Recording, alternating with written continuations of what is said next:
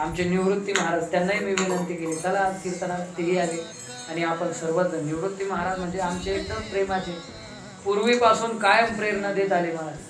त्यावेळेस त्यांनी इंदुरीकरांची पहिली कॅसेट काढली होती आणि हरिपाठाची कॅसेट काढली. मला आळंद देऊन बोलून घेतलं, तू वाजव म्हणे, तू फोकसला येशील कॅसेट मध्ये वाजवला का.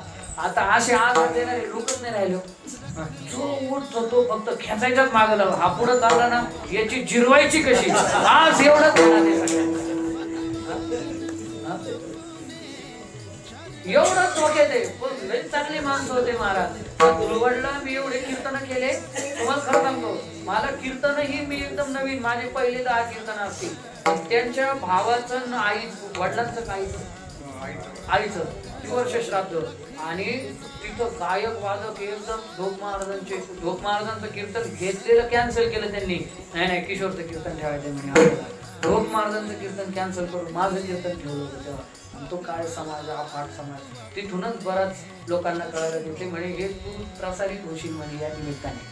म्हणून म्हणजे हे असे उभारी देणारे लोक आहेत ना महाराज. मी भाग्यवान, मला भेटले मी भाग्यवान.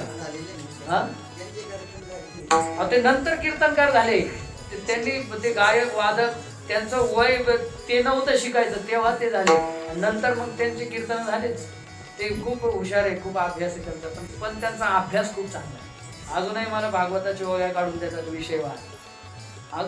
तुम्ही पहा ते कटिंग करताना ना कपडे तुम्ही नामदेव महाराजाचे शिंपी आहे का नाही. आणि कायम शिवायचं काम आहे. रात्री माझी शिवी आणि दिवसा माझी शिवी. शिवी म्हणजे काय, आरानुग नाही माझ्या जीवा. कोणाचे कपडे आले का शिवी. शिवी म्हणजे त्या शिव्या नाही बरं का. आज